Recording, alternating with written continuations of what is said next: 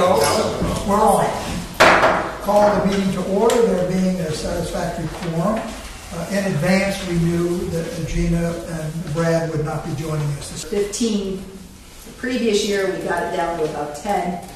Now we're running up a little bit higher. I guess my question is, how do you eventually determine that number and at what point in time? Well, we do it based on what we report to the Water Resource Board, which is a cutoff is the end of June. So our consumption for the summer really doesn't start until July, so it's a good average point, right? So on an annual basis. Okay, it's annual. Gives you the closest you're going to get to a accurate number, as to compare to the production numbers. So a sudden break in a line that can't be detected visually immediately, you really won't know that. You're going to lose that water and not be able to track it in any way. Unless it comes from a customer line directly. Right, unless it's metered someplace and you see it as an unusual number. Or if it erupts in the street. But there are places where you can get leaks and it goes right into a sandy area like Barrington. Yes, or if it's under one of the connections under the river. You wouldn't know it unless you picked up the pattern of it suddenly jumping or suddenly being an unusual number. So it couldn't take time to find.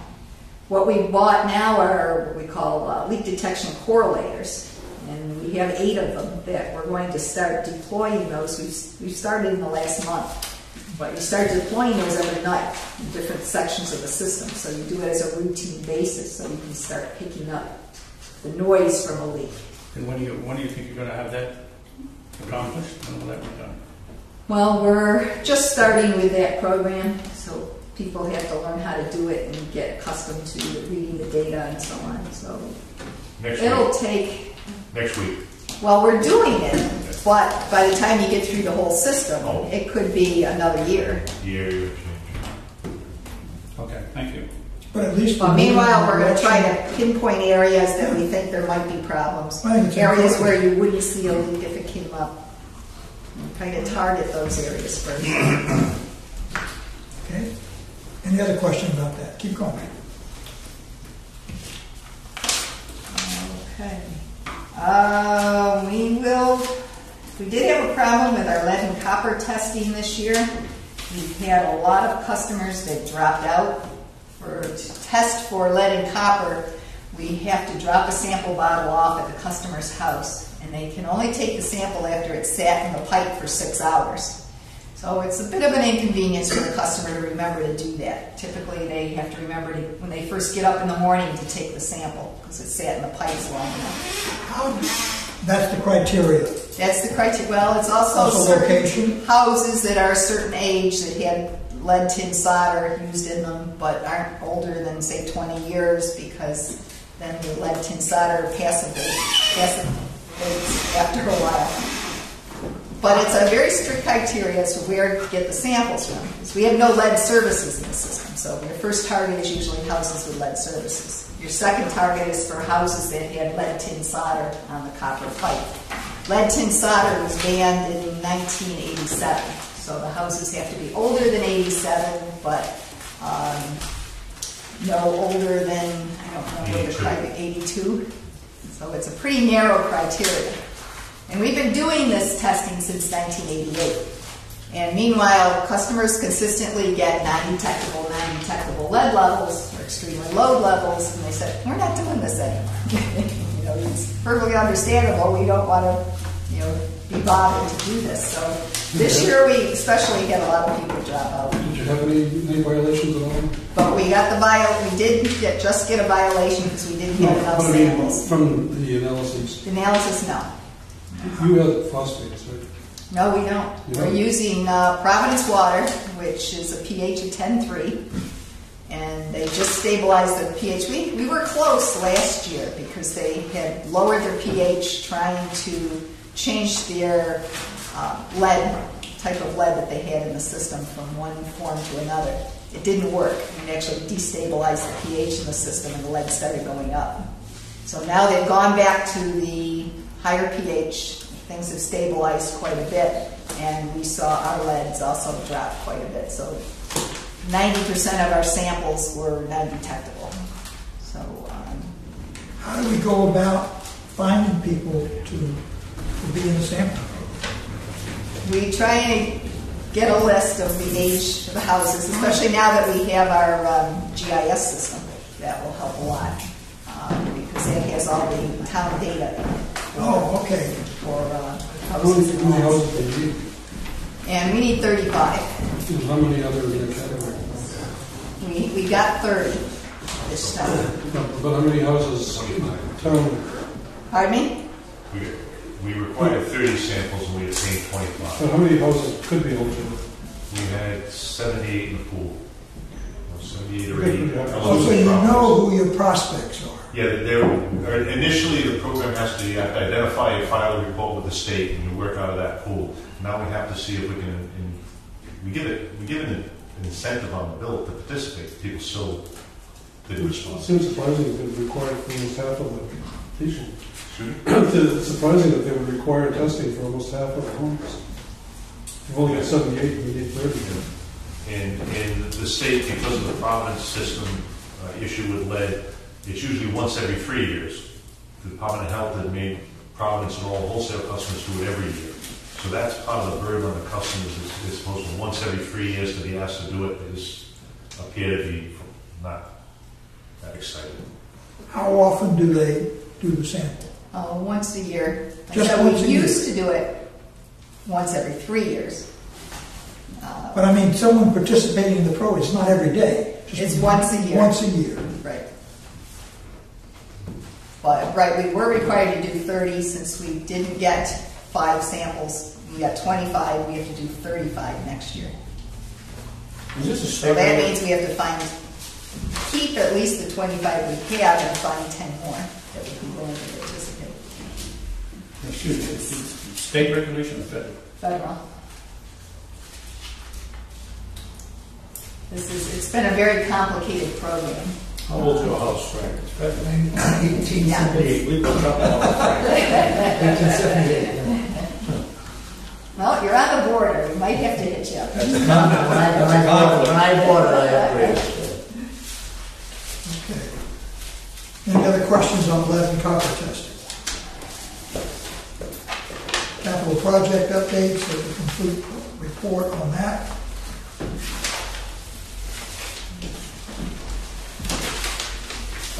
And just one thing to add, I didn't mention our safety valve program, which is a program we offered our customers for replacing or repairing water lines, their own service line that they own, should there be a leak. To date, we have 139 participants that signed up for the program, which Safety Valve said actually is a pretty good number for less than a month starting the program. But most customers have been pretty receptive. We have gotten a few that didn't appreciate the idea of the program, but that was to be expected. Essentially what it does is provide a program whereby people that have older service lines or lines that aren't copper, a program where they should have a leak, they can get the service line replaced for essentially a pretty small fee compared to what I've seen them charge other utilities. We negotiated the contract with the safety valve and got a pretty good program and a pretty good fee for our customers. $50, $49.99 or something like that for the And base program. just to reiterate, Bristol County Water does not receive any funds for this project. It's strictly a benefit for our customers. How many did you say, 130? 139. Any other questions regarding the report? You have the last item to give us perhaps, and that's a discussion we had today with Representative Gallison. Yes, we did meet with Representative Gallison in his office today. Paul, I, Alan, and John. We had a very good meeting, actually. We also met with two of the financial advisors to the House Finance Committee, as Representative Gallison is chair of that committee, and also Representative Ken Marshall from Bristol was there at the meeting as well. And we discussed our issues with needing a redundant source of supply, why the Massachusetts supplies really are not viable, and actually it would be a very expensive way to go. We would have to build a new treatment plant, replace a pipeline which has been impossible to replace over the past 10 years. The town of Rehoboth has not wanted us to replace that pipeline, so it's consistently denied permits. And the fact that we have a lot of expense going into the dams and maintaining those water supplies, which really are not worthwhile for us. We discussed methods going forward, perhaps working with our state, working with the state of Massachusetts to see what we need to do about perhaps divesting those supplies. Also looking at some programs going forward with the Water Resource Board and giving information out to members of the House and Senate and the politicians in the local areas as to what the Water Resource Board is trying to do with their interconnection programs, which just includes us, isn't strictly for us, but includes a number of other projects across the state as well. So we're looking at getting some information together and then meeting again with the representative and once we get some further contacts. I know you got an email from Lou Cirillo wanting to put together a meeting with the Bristol Council, and possibly you should wait. I mean, I think we should get back to them and tell them, we'll do that, but let's have that meeting with as much information on the table as possible. I was at the meeting today. It was very positive, but I think we all agreed After the election. This is a long process, and nothing's going to happen immediately anyway. I mean, there's the whole cycles to go through. So I think one of the first steps is going to be a state-to-state contact at the state level. Bristol. I don't want to put Bristol. In other words, I'm saying this because this is not something that we will have resolved in the next 60 to 90 days. No. So I don't want to put the Bristol Council off, on something that we may not have any information. But they're all in. They're all in behind the redundancy. That's Bristol. Now, how does Barrington say? I don't see any problem with Barrington. And how does Warren say? I have no idea. Well, I can answer that. After the election, I think we'll get something water. I hope they'll make a decision one way or another. I mean, there's going to be two members. We're going to have a partially new council, at least two members in Barrington. You have to see. I don't know of any reason why either of the two members would be against this, but obviously, whoever gets elected has to be brought up to speed. Right. I just think it's imperative for us to know what the timetable is. If we're going to do something after the dust settles after the election, and make sure that all the players know that. So we don't get an email from everybody else and say, "Oh, we're going to have a meeting, and how come we don't have?" No. We're tuned in with Representative Gillis. But what I'm saying, it could be a council. Bristol's already put us on notice. They want to move forward with the meeting. Right. We should get back to them and say, "This is Here's what we're doing. This is what they're doing. Are This you is the sure you want to timeline." have a meeting? Right. And if we could do that, then at least Bristol is notified. Barrington, you can take care of. Right. Who knows what's going on? The other. Okay. I think out of that meeting we got pretty clear that the consensus was that they agree that this is a better idea, the suggestion, the approach we're trying to take through tying it. But it was also definitely explained there's an awful lot of misinformation, communication gaps. Not necessarily from here, from the board. It was all over the place, and we were bucking a tide with the Providence Water Board. Yes. Bucking us. And they have more fingers out there. Moving on. Alan, Yes. the information from the meeting you had today, should that be, should the public be made aware of that through something in the paper, or the website, something to the Warren and Barrington and Bristol Town Councils, so everybody has the same information rather than any particular council said, well, I didn't know that. I didn't know there was a meeting. I didn't know what was said. And I'm only saying that because I think Warren's position probably isn't going to change unless they know the state, and particularly Representative Gallison is behind it, and whether or not East Providence will be a part of this. I can't see Warren doing anything different if some of the current council members stay, get reelected on the 4th. I can't see Warren doing anything different or saying anything different unless they have some key information in a positive manner. I think, well, I'll be putting my report, Okay. will go to the board, so at least the councils will all have the same information.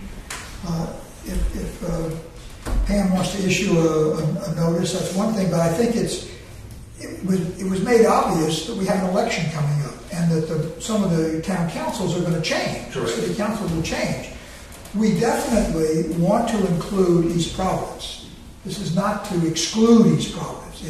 It made sense. Everyone agreed it made sense that East Providence should be in this. We even discussed the pieces of this. The first little piece to join the Kent Street tank with our connection. So that would help both of us, and that's approximately a $4 million project. So there's a lot of pieces to this puzzle. It's too early, I think, to give anything definitive. Okay. Well, Bill had a good point. I don't want to beat it to death, but if you recall that email that corresponds with the Pam from Rep. Gallison, saying that he was looking for a meeting the 28th, 29th, 30th, no one go back and blah, blah, blah. The meeting took place. The meeting took place today? Yes. The meeting took place on one of those days. If you look where that email went, not only it went to a whole bunch of people, including the press. So my point is, I don't want to leave it dead in the water and everybody assume that we didn't do anything. So I think it's imperative that we follow up by maybe emailing to the same people that went out so that the meeting did take place and we're moving positively forward. And I don't want to leave it dead in the water because we have a short summary of what happened at the meeting. Yeah, brief summary. Because if you look at who that went to the press, and went to here, went there, went to everybody and his brother. So I want everybody and his brother to know that the meeting, we met our obligation and we met with him. Well, there was a concern about people not being on the same page and not having the right information. It behooves us to get the right information out to everyone so everyone's on the same page. Well, it slams on executive director. Basically read between the lines. I sent you this, you can do your job. What the hell's going on? But we can't leave it like that. I agree with you, Frank. As long as you understand, we can't get ahead of the process. That's okay. Okay? We can't get ahead of the process. I'll be writing something up. I'm going to review. Usually I send my notes in to Pam in case I misquoted something or misrepresented something. It's my opinion in the report, but if there's a factual matter, I have her check it out.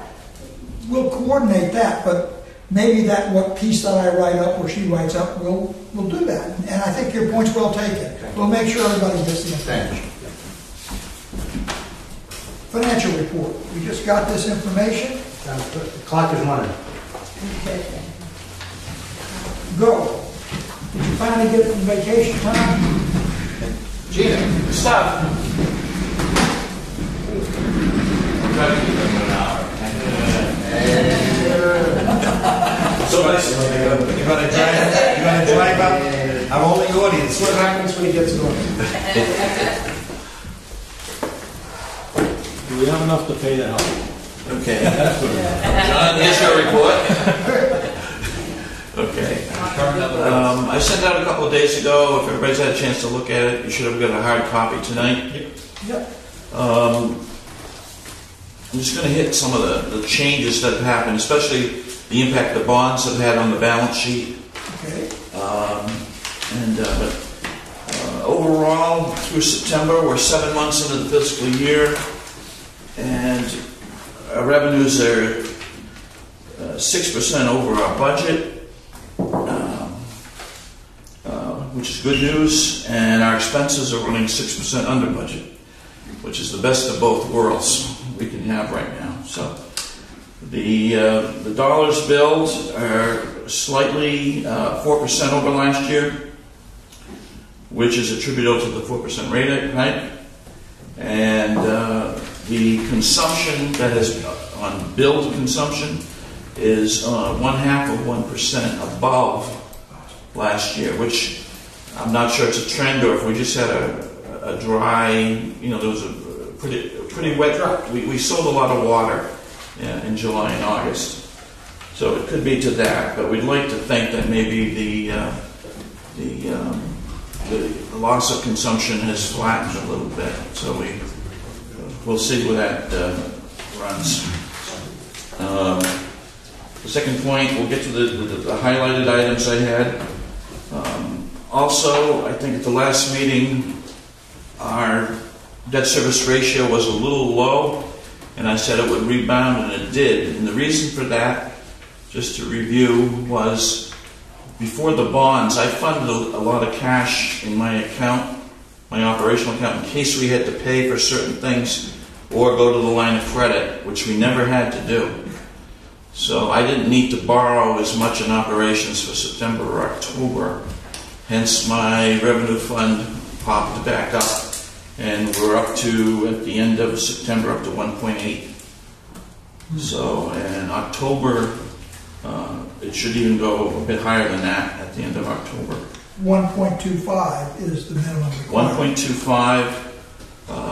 We've been, over the past couple of years, every year we're getting into a higher level, which the bond people, once we get above 1.5, we're looking mighty good for the bonds. Helps us with the interest rates. Right. One of the reasons we got as low as we did. Still on page 1, we're just about to the end to see the light at the end of the tunnel for most of our software. We still have a few little minor glitches in the automatic downloads and the mapping. So we're still monitoring manually how that, to make sure we're on target. So we have a conference, another conference call on Friday, hopefully to get them all resolved. And they're ready to do what they call the handoff. Basically, the installation people kind of back off, and when we have an issue, we'll go right to their help desk for any questions. Right now, what I'll be working on as we get to November is come very quickly this year. Review the analysis for a possible, look at first any discussions about a possible rate increase if we need to do that, and also start on my operational budget. That most of that will be done. I need to do October 1st. Generally, I do 8 months, and then I can prorate out kind of what we're looking at. But for this year, we're very, very close to just about what our budget was for the major items. If we go to page 2, I highlighted basically the impact on the balance sheet of the new bonds.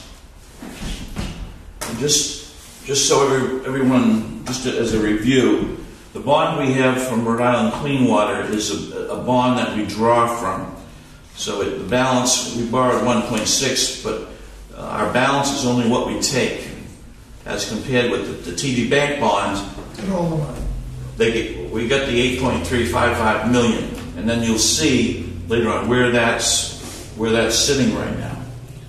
All right. So on page 2, on the highlighted part, we have 2 reserves set up with U.S. Bank for the bond. Rhode Island Clean Water, we have $95,000, and the TD Bank, we have $556,000 in the debt service reserve. It's slightly less than the 10%, which had been for the other bonds. So they were able to keep it less than 10%, probably based on our rating and our debt service ratios and that type of thing. So that's good news. Now, the project account is basically the residual of the money I have available to spend for projects of the 8.35 million. So that's sitting there. There is an account with $7.2 million that U.S. Bank is holding. So when I need to get a withdrawal for any of the projects relative to that bond, it'll be drawn from that cash account, the $7.2 million. The $297,000, as you remember, we capitalized the interest on this loan. So that money is sitting in an account from the proceeds of the 8.35. So that paying that interest does not count on our debt service because it didn't come from operational cash. So we'll be able to keep that debt service around that $3.2 million mark. So it worked out very well that we'll be paying the interest for the next couple of years out of that $297,000, and then the third year will kick in, and just about the time the other ones kind of drop off the balance sheet. Okay. On page 3, the current liabilities. You can see on the clean water bond, so far we've drawn $464,000 on that. So that's the limit of our liability at this point in time. But the TD Bank, they gave us the full 8.35, so that shows us the liability. I just wanted to show that of how that impacted on the balance sheet. Okay, August and September. Excuse me. Yes. The 8.35, is that from the $10 million bond? The one we just signed? That was The combination of both of those is the $10 million. The 8.3 and the 1.6 Okay. make up what Those two count, that those combination. count as the 10. Those together. If you remember, we had to knock the TD down a little bit because once it went over 10, it's put us in a different category. I think we voted on that last month too for that approval that the combination of those two could not exceed $10 million. Not right. Okay. August and September income statements are shown.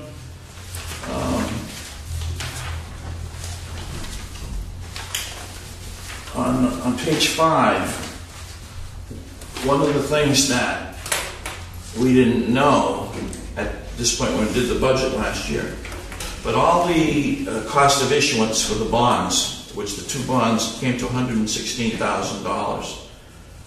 Those are all the fees for all the bonds that we had. Years ago, you used to amortize that cost over the length of the bond. So in the first year, you take just like if you had a mortgage, your points, if it went over the course of your mortgage. But now, as we found out, if you remember when the auditors were in, that's one of the things they had to change that we didn't update last year. So that whole $100,000 is an expense in this year on our books. So we paid it in cash anyway. So it's just a write-off of this year as an expense. So it's not $100,000 that I had in my budget for depreciation and amortization. So. And you can see, if you go to page 6, which is our year-to-date and budget analysis, you can see that I broke up, the new software allows me to expand some of the categories, and I expanded depreciation to show my general depreciation is about $100,000 a month, but the bond issue costs are now part of that in full. So I just wanted to show that fits in there. It made our expenses a little higher in the last couple of months.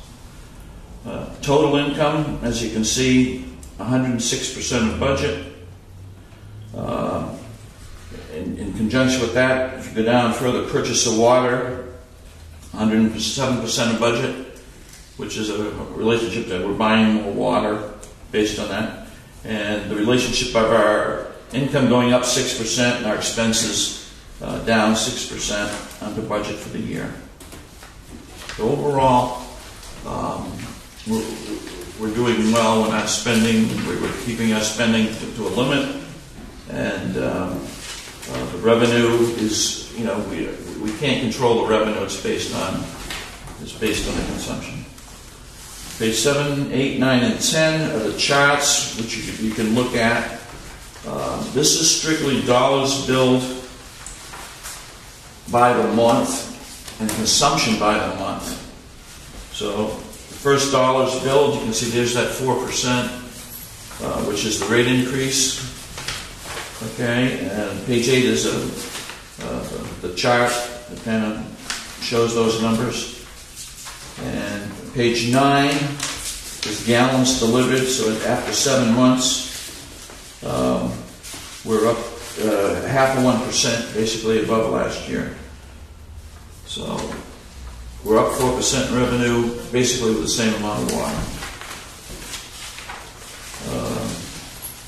Pages 11 and 12 show how that debt service ratio went up to 1.58 and then went up to 1.80. So that's the 10-minute. I get the sense that you are much more satisfied with the new software and the ability of making it easier for you as time goes on. Right. I have my days with it. It's good, and there's some issues we're still working out that we're trying to find the best approach that's best for us. Okay. So we're putting out some fires, and we just put away, refunding people's deposits that they tended not to tell us all the things the system could do, and there's a module that it has, so which we just incorporated. So when people give a deposit for their service, then you give it back. Right.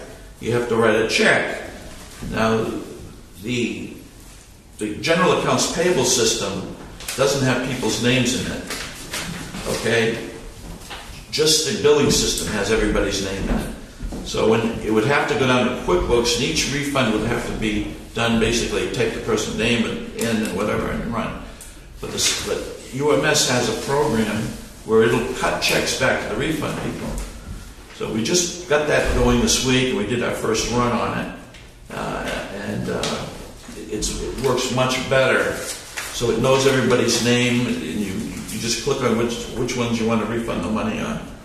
So it's things like that. So we've gone to what they call the advanced accounting option. Do they get interest, or do they just get their original deposit back? They get, when someone terminates, Yeah. if there's a bill they haven't paid, that's applied to it, Right. and then the balance would be refunded. Or if they have a new property, There is no interest. No interest. Okay, so if someone put down $100, they get 5 years later, they get $100 back. Yeah. right. Okay. All right, so that's working out, well. The mapping on some of the automatic things that come from there, to me, there's a few minor little issues that we're tracking every day to make sure that. But the past 2 weeks have been pretty good. We're just about 99.9% good on that. And I think at the next meeting in November 19th, is it? Yes. We're hoping to put together, as part of that board meeting, maybe a 30-minute dog and pony show to show you, and we'll have people come in from the office and run through maybe how to add a new customer, show how the screens work, and then some of the work order forms on the tablets and how that's working to give you a visual on some of the things we can do. Sounds good. Are we still scheduled to go to monthly billing next spring? Are we still on schedule to go to possible monthly billing next spring? Pam's asked. I keep pushing, but we've got a lot of things to resolve before we can get to monthly billing. Some meter installations in particular. I think that there's a lot of maybe some technical issues with the meters and then how that's set up to do that. But I think we want to get this up and going and running and maybe take a breath and relax for a minute before we start anything new. The new portal, people have been signing up, paying by credit card, and the old credit card procedure, which was a little different, that's going to end this Friday. So right now we're taking credit cards two ways, the old way and the new way. So the website only shows the new way now. But you go to the portal and you can go in and pay right there. So we're getting the first one, I think, to do it. One of the first was Robert Allio.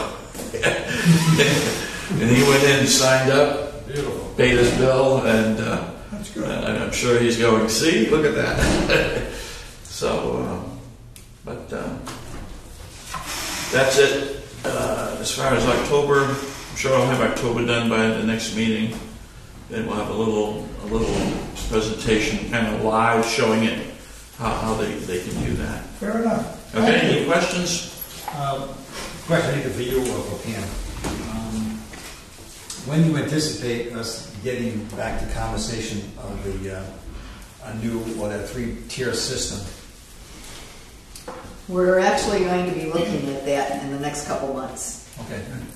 First, we wanted to get our budget down and the capital plan down so we know what we're going to need for funding. But then we're definitely going to start looking at the Rate rates. structure. One of my concerns with doing that is that we run, and I talked to Randy, our IT guy, where we'll literally run our billing for a period, maybe 3 months, through a full cycle into two systems. One is the live system under the old rate, under the current situation, and one just shadowing under a different rate structure to see what effect it has on revenue. Okay. Because we really, I hate to make a change without doing that. No, I just want to make sure we get the There's conversation. a margin of going. error. A new tier system, unless we run it through our data, could have a plus or minus 5, 6, 7%. If we take it on the wrong end, we're in trouble. So we want to see the impact of that rate structure running it. So Randy would be doing that. I mean, no one even knows it'll be done, and we'll be able to analyze revenues by the month or week or however we want to do it to see how much the new rate structure will do. We're intent is to get there, but I don't want to make the change I just want without. to make sure we talk about it, see what the numbers are that we want to go with initially, and then like you say, Because it's going to have an impact. I mean, it's going to adjust, it's just like real estate taxes. When you change the tier system, it's going to have an impact. Someone's going to pay more, and someone may pay a little less. Okay, and whether it's the people that use a lot might be paying a little more. And plus, this is a phase out. The 65 is going to drop a little bit because that first rate is a very low rate. That's going to start with low usage, the way we design it. So I want to run tests on it to be sure that it'll hold up to produce a revenue that we require if we do, if we do when we flip the switch. Would that be similar to once it's approved, like a rate increase where we have to have hearings? No. Well, we've always held hearings when we've changed anything, anyway. Correct. I mean, I think the board voted to do that, so we've been very open. Undoubtedly, if we're going to change the rate structure, I recommend that we have a hearing on that. Right. It's not so much a rate increase as it is that different tier billing could cause bills to be different. Right. Some people will pay less, some will pay more. Right. Because whenever you change the structure. So if we can look at that to make sure that the intent of that change is what we're looking to do. Put it this way. Before we even get to it, this whole board has to agree to it. Oh, correct. And so we're going to want to see the details. I applaud the idea that you have the capability to shadow that. Right. And to run studies for us to be able to let us know that if we change the structure, we're not in That's what we're jeopardizing doing now. our I'll be able ability to to give stay you a in business. report. Like under our current system, our current tier, we produce this much revenue. Under the shadow of the new tier, we would produce this much revenue. So that's Randy has a mirrored server that we'd be able to basically run the whole thing as if that was the real. You're keeping detailed information so we can then try out various rate Right, so we'll be taking live reading. And see what happens. Live reading data will come in every day, go into two places. Right. Kind of like when we're running the dual system, the old system and the new No, it system. makes a lot of sense. But the different tier rate will have an impact on some. Excellent. Okay. Thank you. Don't move. Mark, may want to, the next item is on the Finance Committee, which you might want to mention retention of report. It's included in the packet. That's for the Finance Committee to bring up. They have a... I know, but you're the person that's got to do the report, so I just suggested. Not you're talking about the tax compliance. The next item? Nope. I think she wants to have a report of the Finance Committee. We have on the agenda a report of the Finance Committee. The Finance Committee hadn't met yet. Yeah, I can do it if you want. Okay. Oh, okay. Okay, thank you. Finance Committee met at 9:22. It was a very positive and constructive conversation. A lot of it relayed to the assumed rate of return on the pension, which, as you may recall, the auditor moved us from a rate of return of 6% up to 7.75. We felt that there was a lot of discussion on exactly what, but we felt that there should be a more conservative position to preserve the integrity of the pension. In other words, if by moving up from 6% rate of return to 7.75 in 1 year, we felt that it was too strong a movement in relationship to the market hasn't done that much better than it did the year before. There was a lot of talk, and what I did, and I bounced it off the committee, was I took the last 10 years empirical data, which averaged 6.14, and suggested that we might use 6.25 instead of 7.75.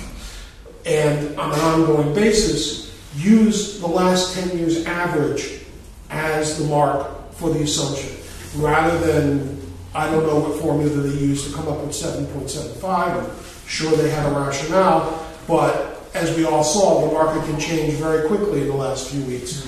And it behooves us to protect the pensions and to be a little more conservative. The actuary should have that formula he described when he was here. I heard him describe it. He goes by the Bible. He said this, and he come up with this. But, you know, we can. You know, and that's something the whole board would want to discuss, but from where I come from, I like using history.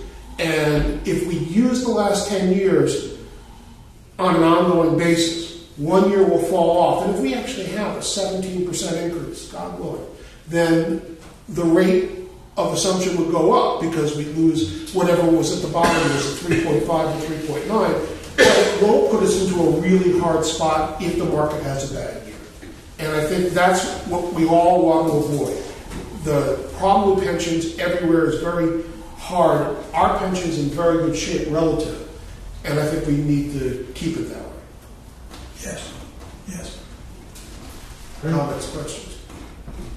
Was it discussed what the, Mr. Giroli, as far as what the contribution to that pension would be? Well, I think maybe at the next finance You can work on the we'll numbers. look at we can make. We're on different types of years. Okay, there's a pension year which starts July, and then the fiscal year starts in March. So I need to maintain whatever during that pension year is equal to what they were looking for, based on the assumption of the 7.5 and 6.25. It was 6 versus 7.7. Right. And, go ahead, Ray.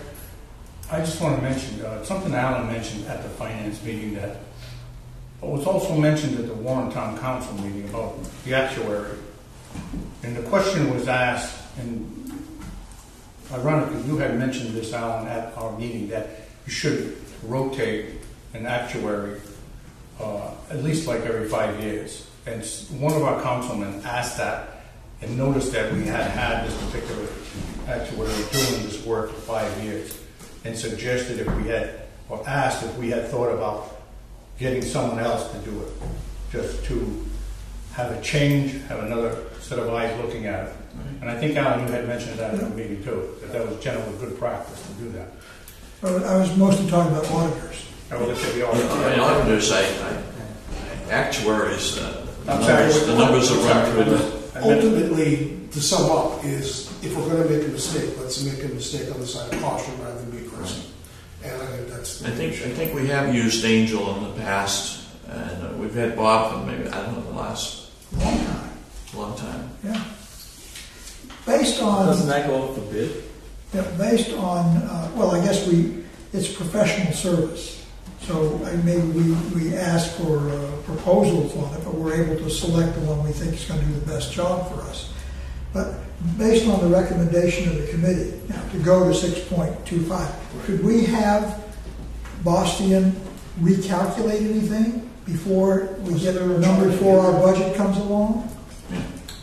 Was there a chart in the numbers that we were given, or? I think there's two assumptions on.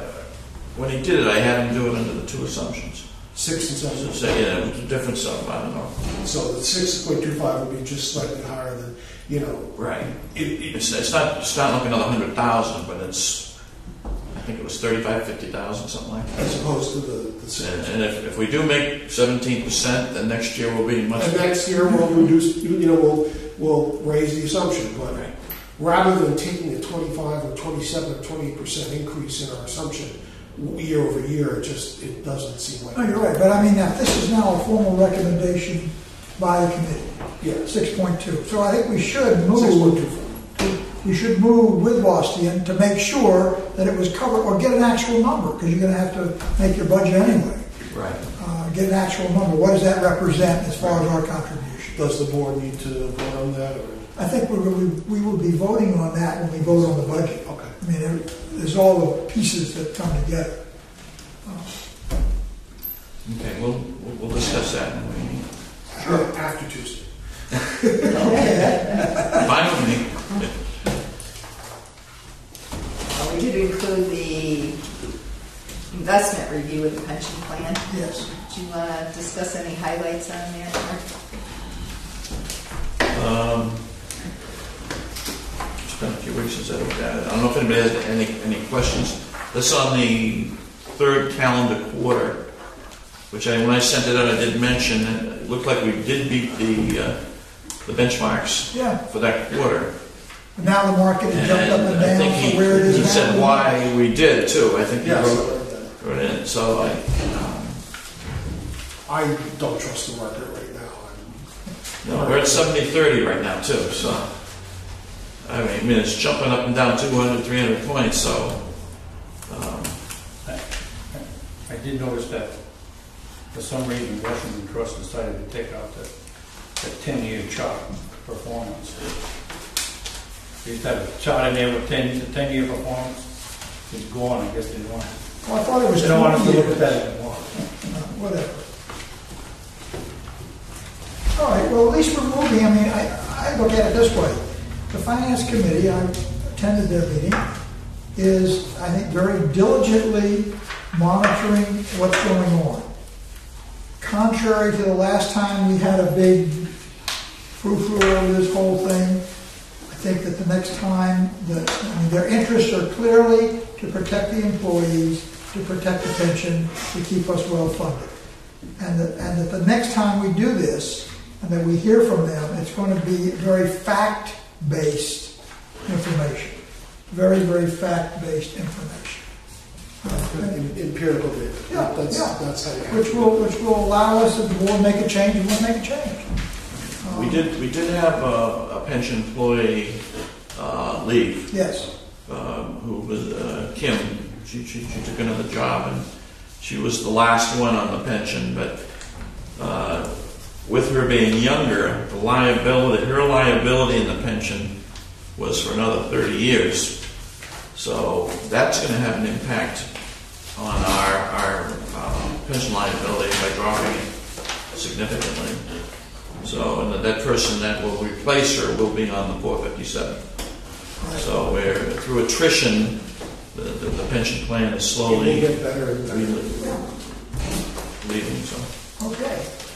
okay. Thank you. Any other Kind of questions? on the next one, too. Do you like that seat?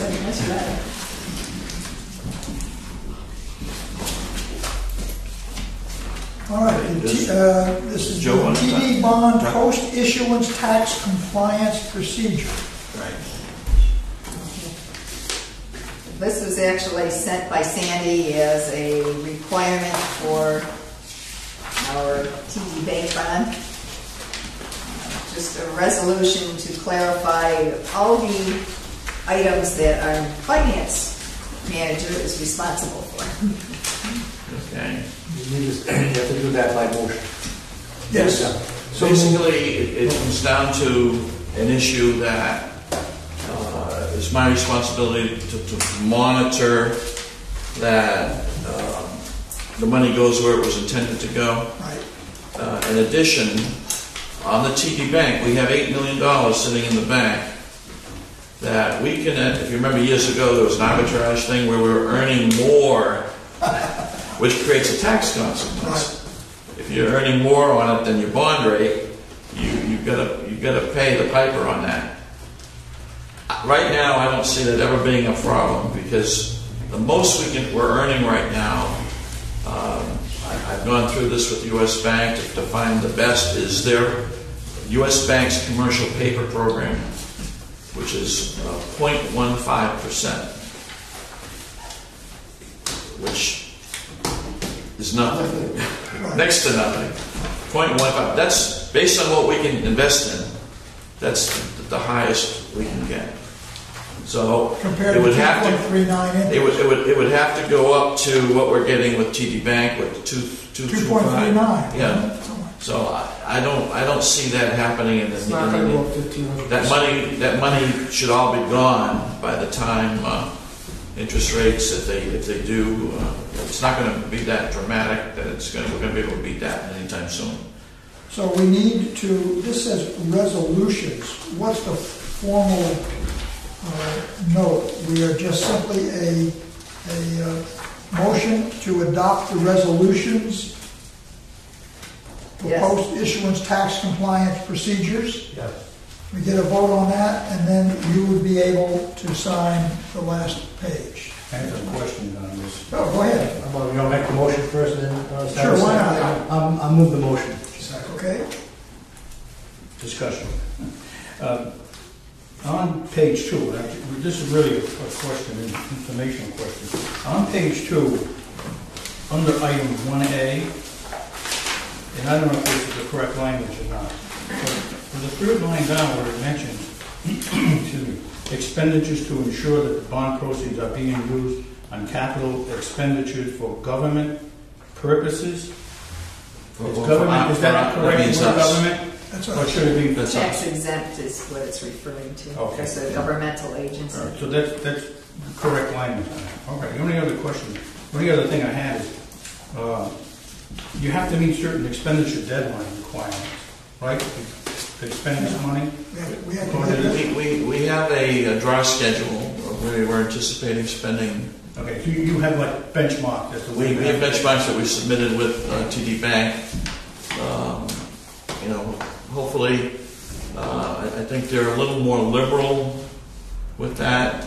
So we basically have 24 months to spend that.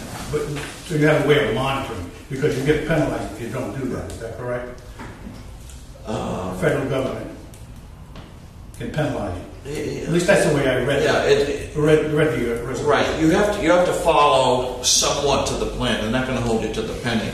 I think Pam and I talked about this with Sandy. It's the best guess we can give is an estimate of when project. Whether a lot of things can complicate whether we can get things underway on time. We're going to have multiple projects going at the same time. Starting soon. So. Well, right. There was a capital program that we looked at last time that was part of this. So yes, there's a plan in place and there's a capital project that this money is designed to fund. I know, but I guess the question is, will we know that we have spent those dollars? by the They appropriate time? have to That's keep my track of it. question. Okay. Plus the fact that we are appropriately manned to administer this program. Right. Sue, looking at the reports that she's producing, she's on top of all this stuff to make sure that it's moving forward. The other question I had was, this requires a lot of maintaining of documentation. And some of it hard copy. How do you physically do that? You ever We have put that- files for every project, every bond, every requisition, is all the backup. We maintain all that. I really, but is that stored some secured way, or, I mean, if the place burned down, would we lose it, or? Because they're very specific about what you have to keep. A lot of it's digitized. Well, I just bring it up for, something to be thinking about, because the way I read the resolution, it seems like they're very Right. specific on what it puts a lot of responsibility on you. We'll have to talk If the about place that. burned down, the folks that sent us this document could send it again. I mean, we'd have the information. No. He I mean, has his information. his information. He has to keep. I mean, if there's a Invoices- fire and it burns down, if we want to have it all in a fireproof vault every night or whatever, Well, there is a lot of it that's on the computer, and that's backed up. that's backed up on and off site. I Most of the requisitions, all the requisitions and any bills, I mean, they can all be reconstructed digitally. Okay. But Your responsibility. That's just pointed out something that's make note talks of about. make note of my additional responsibilities. Okay. Any other questions? No other questions? Ready to vote? All those in favor by hand? It is unanimous. So you can sign. Get the pen. Okay, the SCADA instrumentation bid award. Yes. That's I. Aye. That's what we're looking for, ayes. And so we're looking to add to the instrumentation contract enough funding to add instrumentation to the Middle Highway PRB. In the initial contract, it was only going to get a minimal set of instrumentation, but now that we're going to be taking the fountain nav tank out of service, this PRB will actually become the main feed, and we're going to need to have the controls on it and be able to have full control and instrumentation so we can monitor the system. What happens now is that tank, when it fills up, has its own altitude valve which closes the tank. We won't have that altitude valve in service. We're going to need to carefully control the amount of flow going into the system while the tank's on service. So these are all instrumentation that was on the original bid as line items. So we're just increasing the number of, just by I'm sure there's going several to points. be, sure there's going to be a question of why it's been amended by $17,000. So as long as you have an appropriate answer for that, so you can send out someone. Yeah, well, It just seems that. the mag meter. Yeah, no, it just seems that every time you have a change in the water contract, you get a question. So I'm just saying this is the explanation. Sure.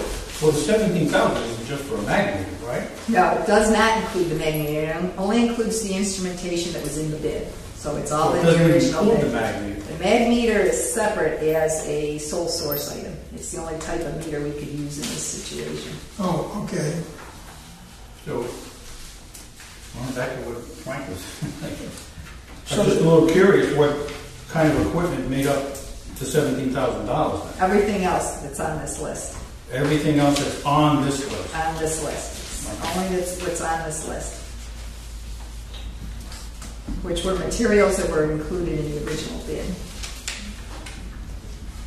Except we're just adding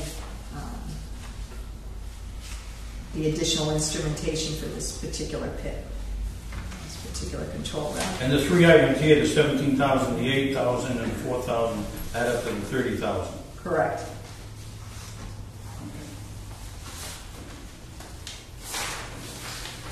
Is the motion in order, Mr. Chairman? Absolutely. So moved, Mr. Chairman. Second, any further discussion? All those in favor, please say aye. Aye. Any opposed? Again, unanimous.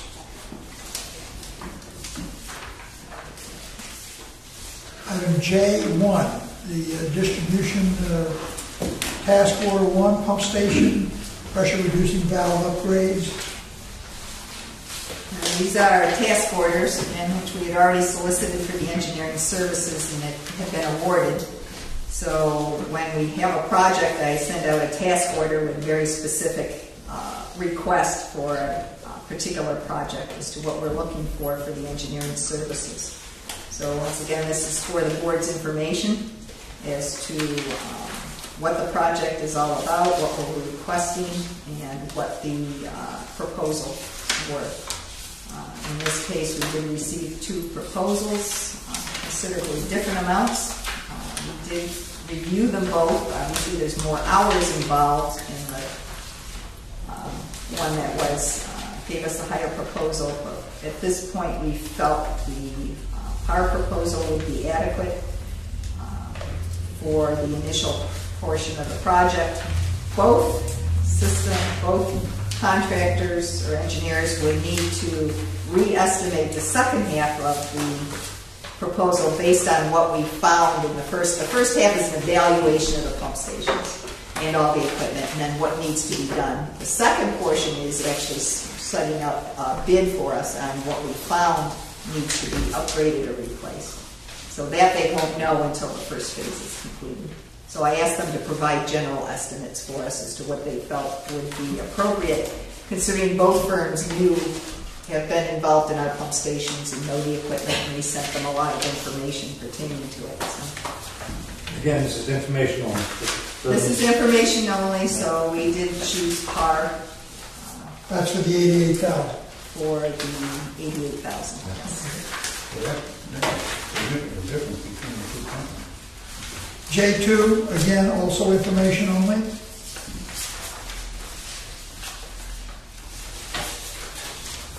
And this is for the pump nav tank in Barrington. We're looking at doing upgrades.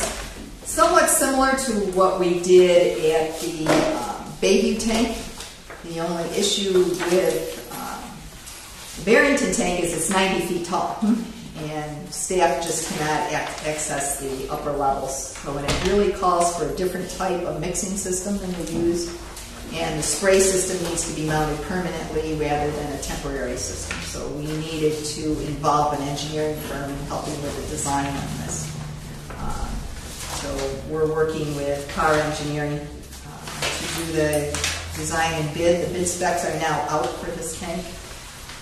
But we just looking at lead times for materials from the contractor that's going to install the mixing system.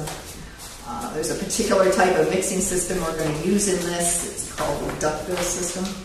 It's a totally separate type of engineering system, works very well with tall tanks. Their lead time is looking at more like over 8 weeks. So we had planned on doing it in November.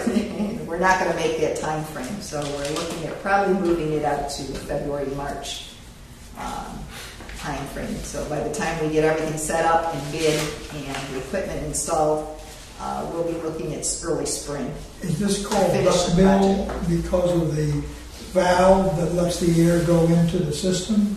Yes, well in this case it'll be water that will help recirculate the water in the tank. It's a very tall tank with one inlet outlet at the bottom, and we're obviously not getting good mixing in the tank for that reason.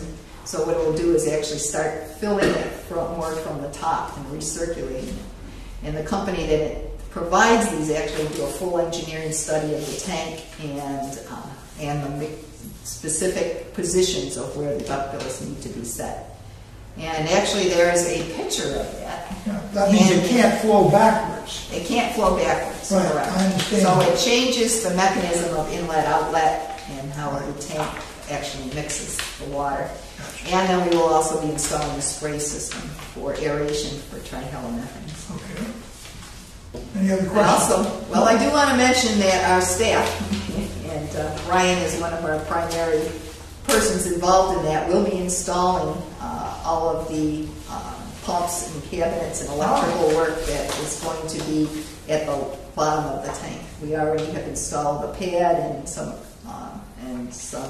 equipment for the instrumentation and so on. We'll be looking at installing a lot of the mechanical equipment will be done in-house. What kind of pumping equipment?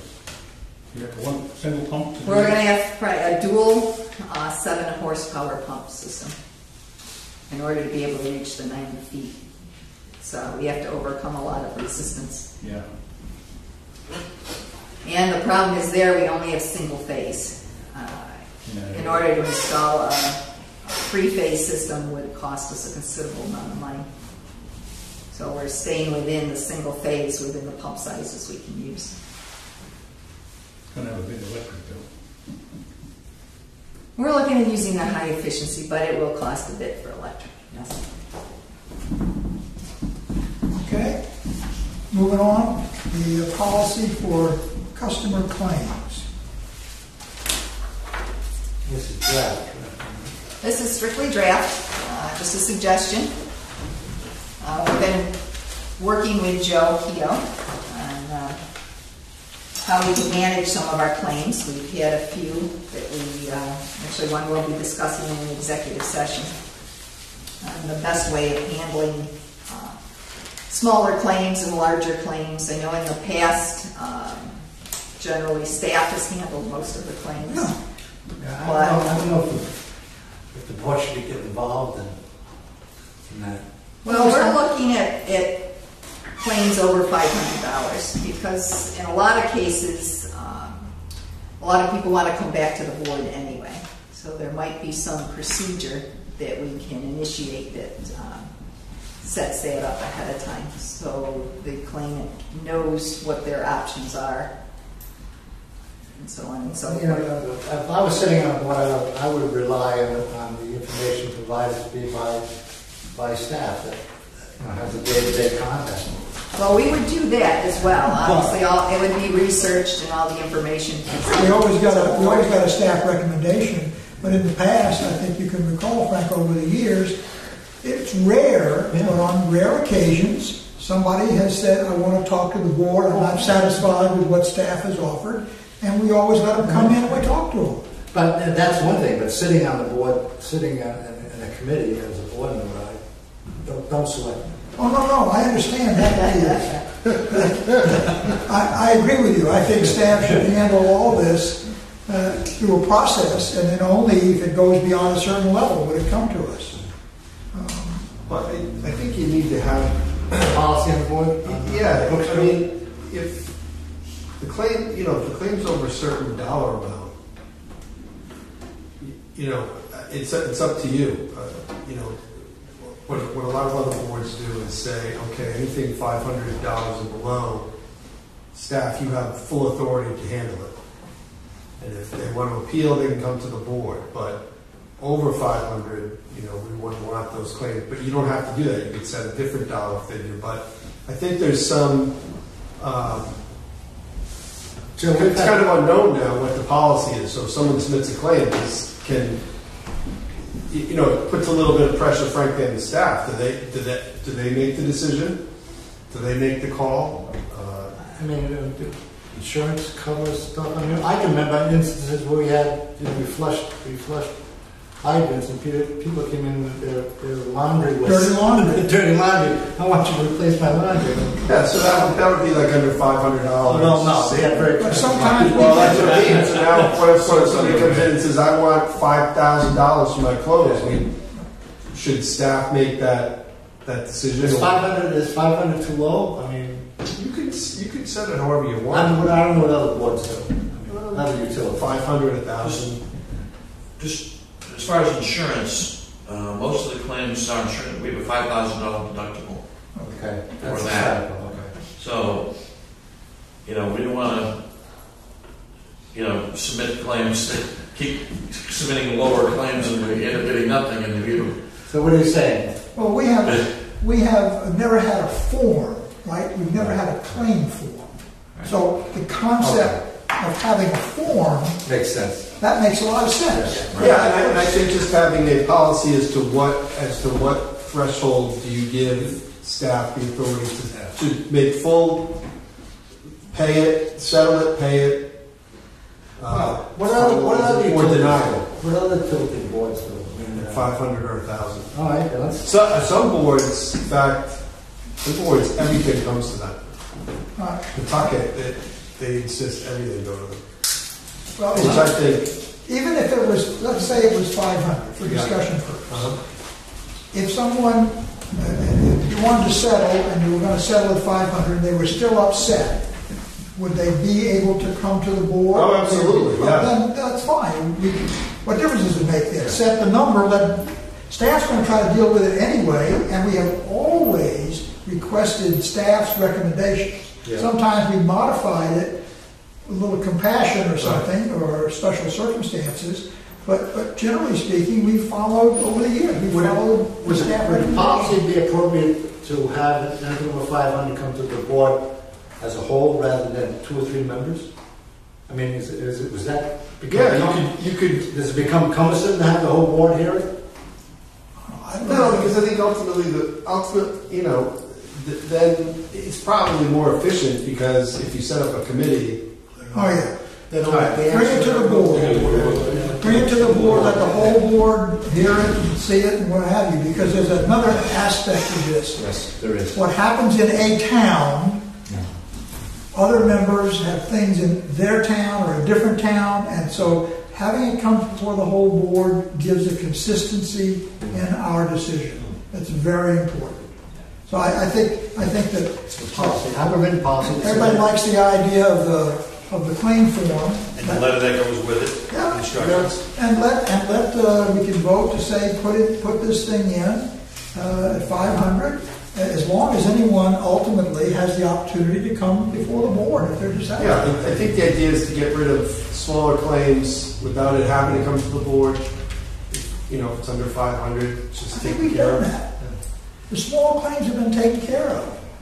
The main thing that we want to ensure is that the staff, regardless of the amount, the staff's going to not make it a full-time job investigating it, but you don't want to pay anybody in any amount without the proper proof.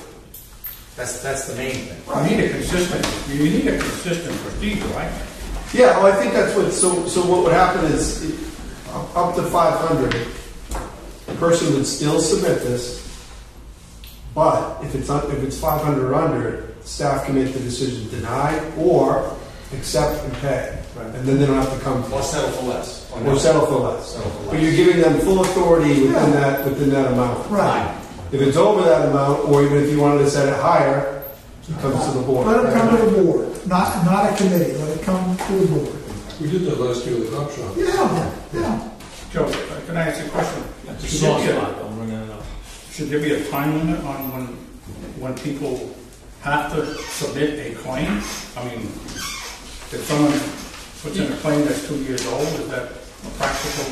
I mean, you could set an artificial time frame, but if it's a case of negligence, it's a 3-year statute of limitations. So, I mean, if someone came in 2 years after and said, I hit a pothole, it's probably going to dictate that it's going to get denied just because it's so old. But I don't think you can say we're not going to even entertain it.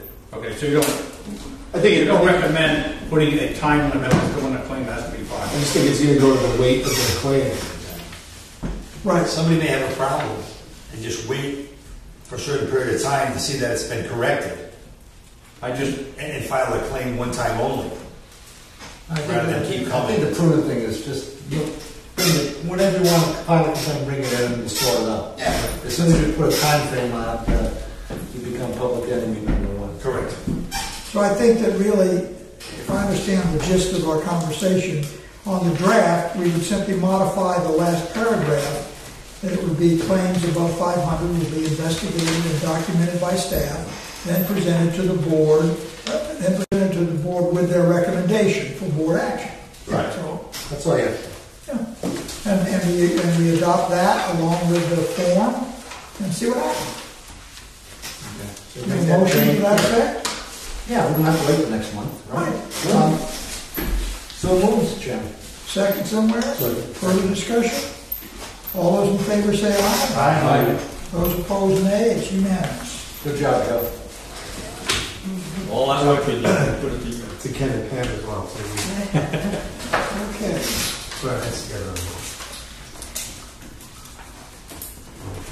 that. L, there's nothing in here on L. I didn't get anything on that. No, that's just a verbal report. Right. Ken just met with the DOT yesterday, was it? Yeah, they've been very responsive the last few weeks. We set up and we finally get out in a boat under the bridge yesterday to view the status of the pipe. The state has given Cardi Corporation a charge account to make the alterations necessary. So the first phase is going to get out there within the next week and attach a platform to the side of the bridge that they'll be able to work on when they access it by boat. They have some cleaning up to do of bird waste that's on the bottom of the bridge. That helps us get clean and sanitized. We're going to make some measurements. We're exploring the different type of couplings appropriate for the application to take that one out, realign what we need to realign and put it back together again. So they've been very responsive and active on it. So I'm sure there'll be some point where there'll be a drawing of what the fix is going to amount to. yes. Because one of my council members is anxious to see that. The DOT engineers are exploring the options, but really won't know until we get all the measurements done as to see what will actually fit in there. That'll be over the next couple of weeks. Excellent. Excellent. And I think it's important that, do we continually update the status of that on our website so people in Barrington know what's going on with that?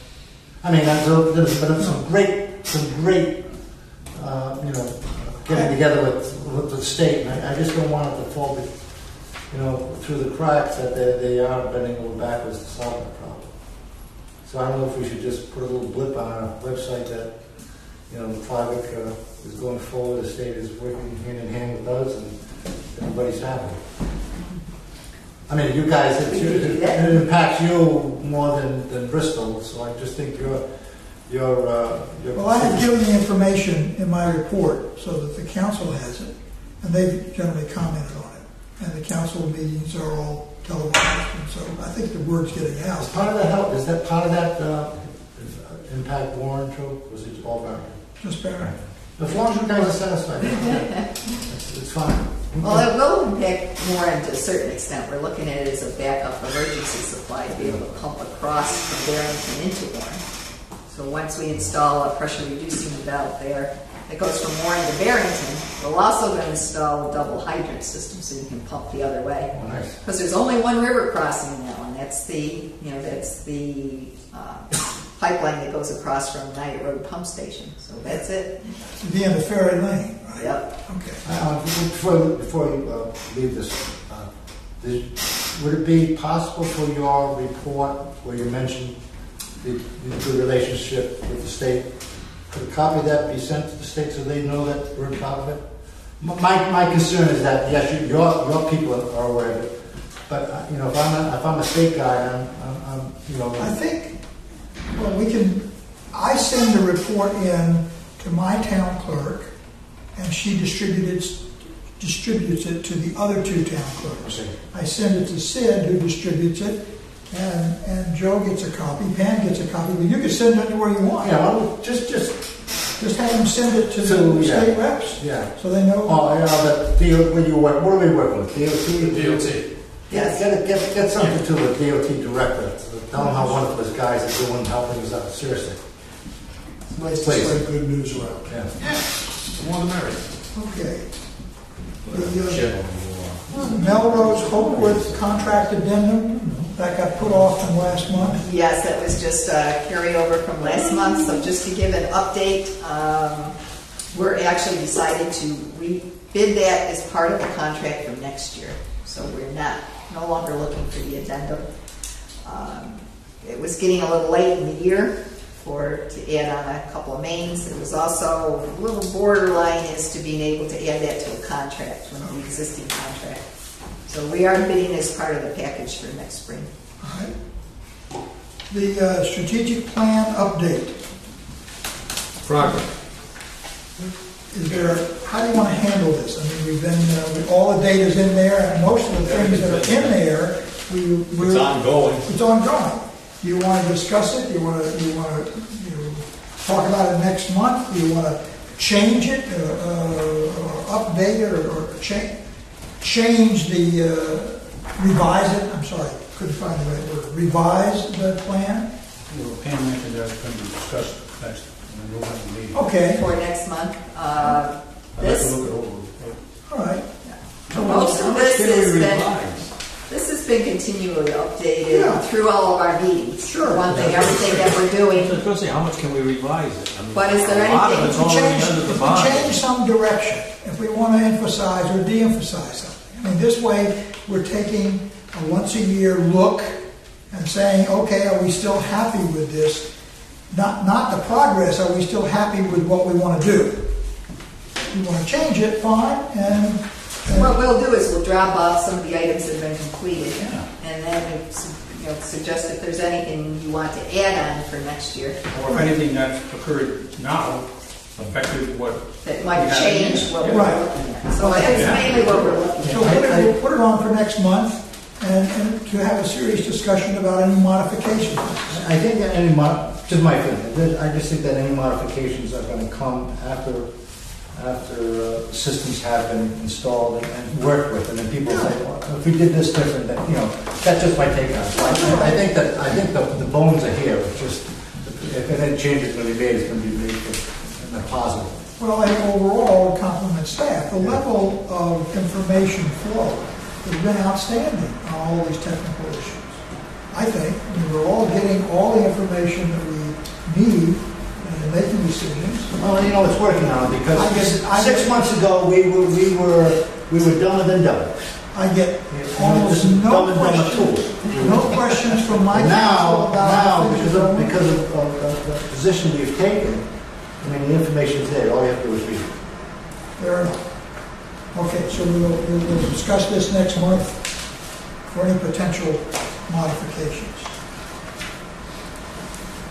Okay, the next one is the intent to renew the contract of the executive director. And there is the contract is in there, and at the very first paragraph, I think it is. And I appreciate, John called this to my attention, because he's the one who originally signed the contract. We are supposed to, right in the very first sentence, if you just read that, the contract, this is the page that says February 9th, 2012. But we are supposed to give intention to renew or not renew the contract.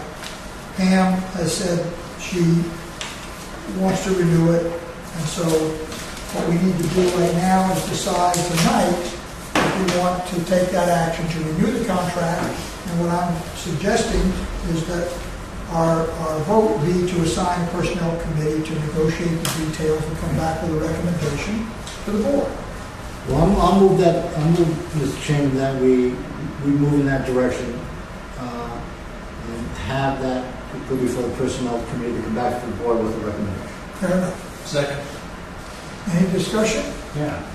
Go ahead. I look at the item, the agenda item, it says intent to renew. I had a problem with that word because. What do you want to do, Well, no, re-advertise? I would think that it would be intent to review the contract rather than renew. Renew sounds like we're already decided to do it. But it's the language in the It's the existing. language in the contract. It's the language in the In the contract. existing contract. If you read, it says, in the contract, it says, thereafter subject to renewal. So all we're doing is taking a vote. Do we want to say to Pam, thank you, it's been very nice. At the end of your contract period, we'll now go out and we'll advertise and we'll get somebody new. Or tonight we say, yes, Pam, we want to have a new contract with you.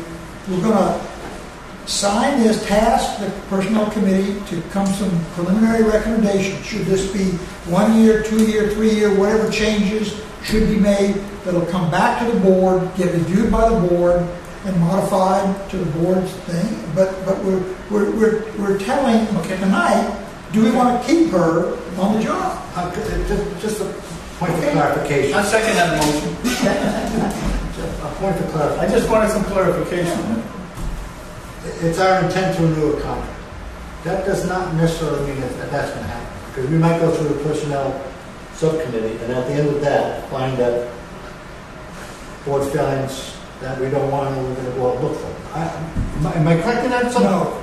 Well, The motion tonight is what? is to say, what you're voting on tonight is yes or no, do we want to keep Pam Marchand as our executive? No. And subject to the contract that is to be recommended by the personnel committee. That was my question. That's not my understanding. My understanding is what our intent. That's our Our intent. intent is to renew the contract. That's correct. It's But our it intent. goes before the personnel board and then comes back to the full board. That's correct. And that intent to renew a contract is done by majority vote. Absolutely. Of the whole board. Of the whole board. Now, supposing the whole board, suppose the vote is 5-4 not to renew a contract. That's my point. I guess that could happen. Well, as long as we have that option. Okay. I don't know. What the I think we have a question. You have to ask Joe. What's the clause that says unless either party provides 120 days prior notice of intent not to renew?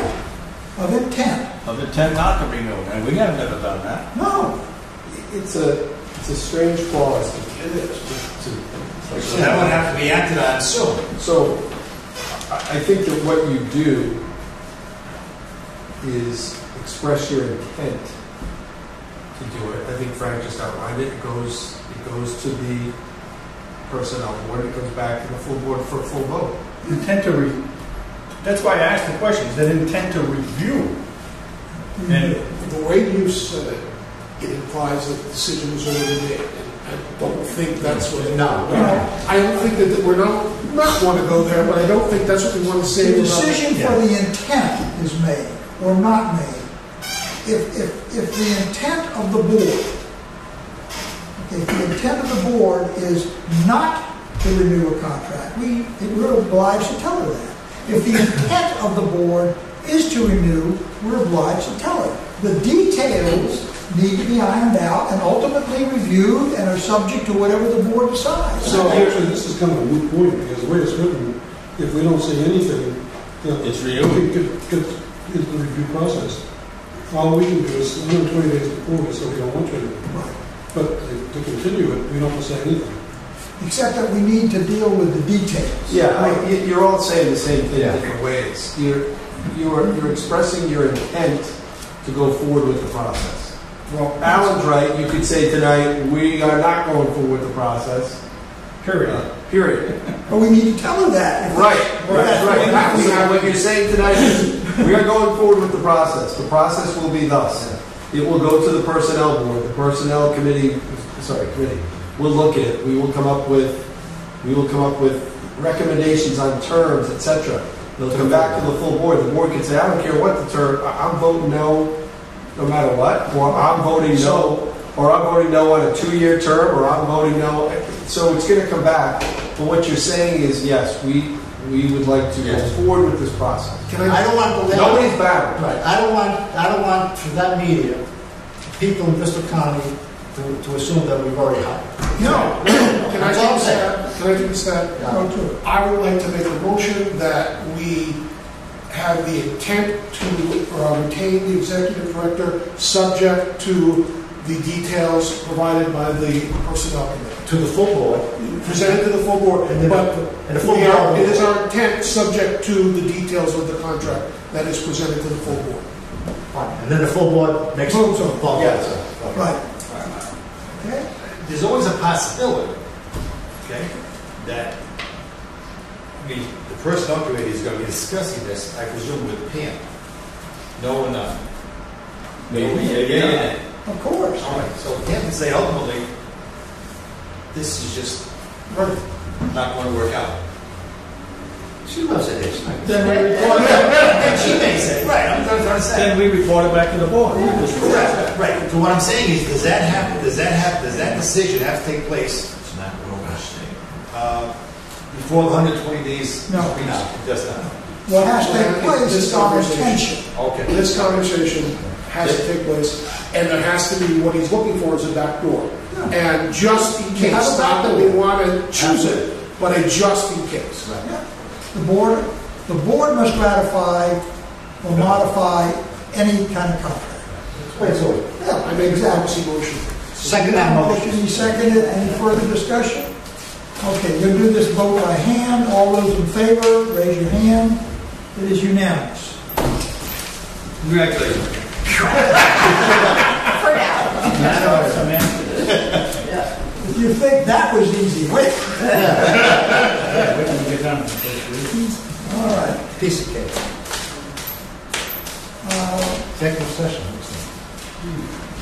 Okay, we have executive session on a claim, and then I guess we're going to come out of executive session and take action on the claim. Or can the action be put off to the next meeting? Is it necessary that we deal with it? I don't like going in and out of executive session and holding people up and all the rest.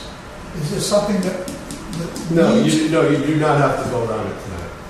Okay, we can have our discussion. Yeah, And we can deal with it next month, and it'll still be timely enough to process. Does everybody agree to that? So let's strike, let us strike R. We will not deal with R. Our next meeting is on the 19th. I have a question about that, because that's listed as a special board meeting. Does that mean we have another one in November? No, that's not supposed to be So special. that will be the regular monthly. It's regular. But I just wondered why it was called special. Right. And It wasn't supposed to be. Oh, okay. I'm trying to set up a personnel committee meeting earlier that same day, but I will communicate with the three members of the personnel committee, and we'll come to some conclusion on when we can meet to begin this, because we've got a bunch of things to do. You may recall, Gina has mentioned that she'd like the committee, she'd like the board to review our personnel policies and our hiring practices, which we have all this. So let the personnel committee look at that, see if there's any changes that we recommend or otherwise, and then show that to the board. And then we have this extra task, which may be more important, I think, to begin our negotiations and deal with keeping Pam on board. So we'll deal with that. Finance committee, can we pick the date? I am not. Okay, so that'll be in advance. Other than Talking that, about personnel things, when does the union contract come out? May. This coming we May? got it. When are we supposed to start working on that? I think we have It's already time. November. Yeah, we have time for I know we do. Again, I think we would begin our discussions maybe next month. That's what I'm just wondering, is there something in that contract that says we have to start by a certain date? 120 days. No.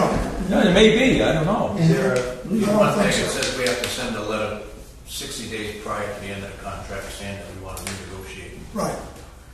If I may, So when we can send it anytime, but it has to be at least 60 days. Right, and we we'll- can send it today if we And want. we would meet. So you initiate. You're telling us. It could go either way. Either way. You're telling us verbally you want it.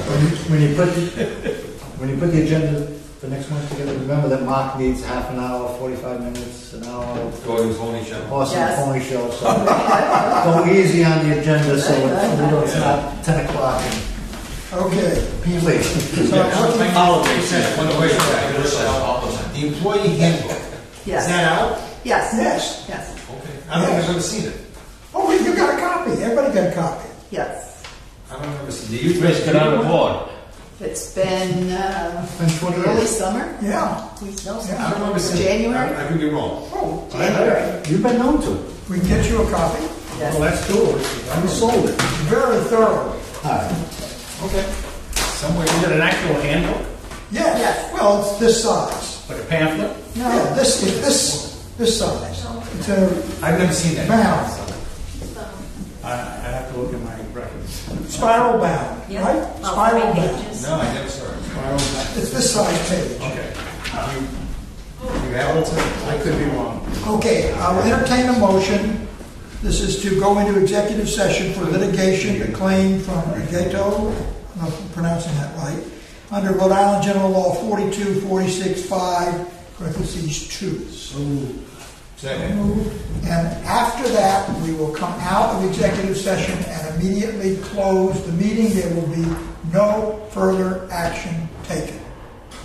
All those in favor, raise your hand. It is a unanimous vote. All opposed.